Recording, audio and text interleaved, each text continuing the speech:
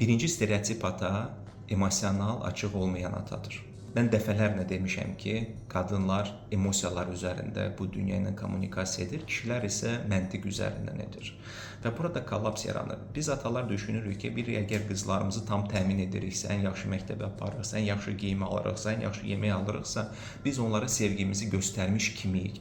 Amma bütün bunlar məntiqidir, amma emosional deyil. Əslində balaca qızlar, xüsusən onlar ergənlik yaşına çatmamışdan öncə 7-10 yaşında onlar atasından sevildiyini eşitmək istəyir. Gözəl olduğunu eşitmək istəyir. O istəyir ki, atası onu götürsün, qucaqlasın bərk-bərk və desin ki, qızım, mən səni çox sevirəm.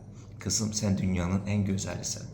Baxın, təkcə bu sözlər, hansı ki tam pulsuzdur, sizin qıza xərclədiyiniz milyonlarla manata dəyər. Və əgər qız atasından bu sözləri eşitmirsə, o daim olaraq dəyərsizlik proqramında həyatını davam edir. O düşünür ki, o sevgiyə dəyməz və həmişə öz sevgisini sübut etməlidir.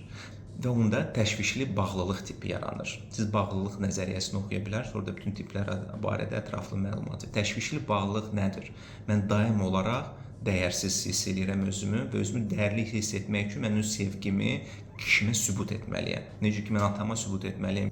Mən onu sevirəm və o da məni geridə sevsin. Sonradan o həyat yoldaşına qarşı bu cür yanaşma aşılamaya başlayır və özündən keçir, özündən daha çox verir, nəinki alır. Və təşvişli qadınlar daim olaraq qaçan bağlantı tipində olan kişilərlə münasibət qurmağa can atır. Niyə görə qaçan kişilər? Qaçan kişilər anasından sevgi almayan kişilərdir və ona görə daim olaraq qadınlardan gözləyirlər ki, qadınlar onlara sübut etsinlər öz sevgisini. Təşvişli qadına da məhz bu lazımdır ki, o da sübut etsin. Və ilk 1-2 ildə hər şey yaxşıdır, qadın özündən çox verir. Həmin bu kişi heç vaxt görmədiyi sevgini görür. Lakin hansısa bir müddətdən sonra bu sevgi o qədər çox olur ki, bu qaçan tipli kişi üçün. O hər şey atır, qaçır, dözmür. Yəni ki, bu qədər emosional bağlılığa dözmür, qaçıb gedir. Və qadın nə olur? Tənha olur. Niyə görə? Çünki atası sadəcə olaraq ona, qızım, mən səni sevirəm, sən çox gözəlsən, sən ən gözəlisən, demir.